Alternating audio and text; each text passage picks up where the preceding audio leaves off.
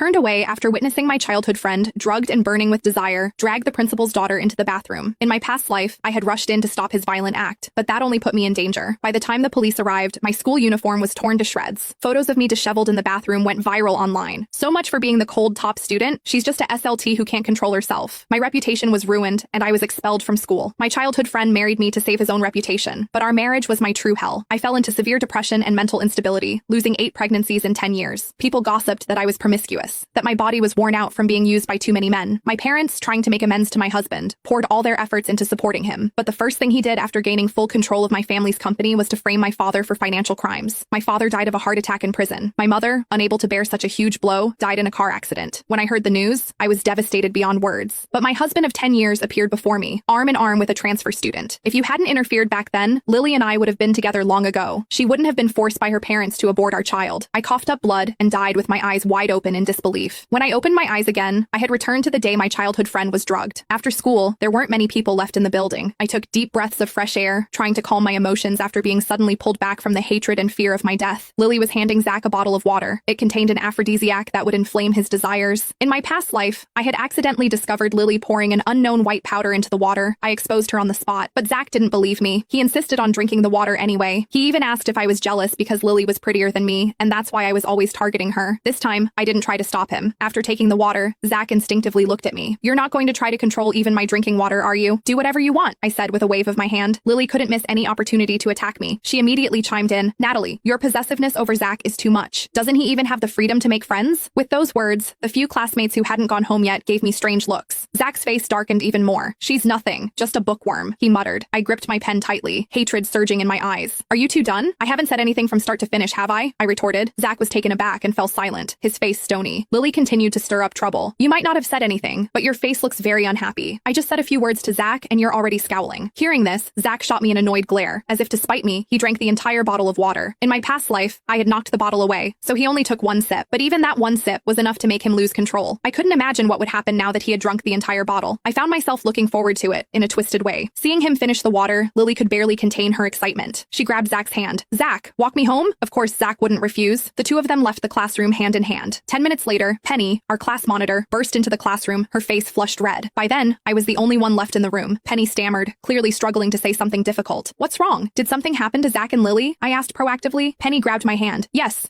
it's them.